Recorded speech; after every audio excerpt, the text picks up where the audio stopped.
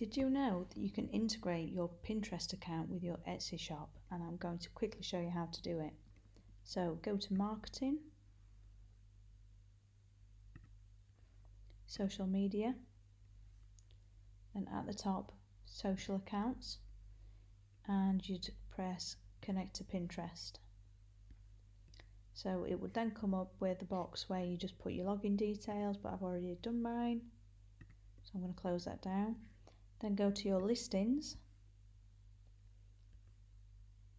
and you can add each listing individually. So you click on the settings, go down to share, click on Pinterest, and I'm going to save that one in Christmas Seamless Patterns, which is a board that I've already made on Pinterest. And that's it, it's done. So we'll just have a look at it, see it now.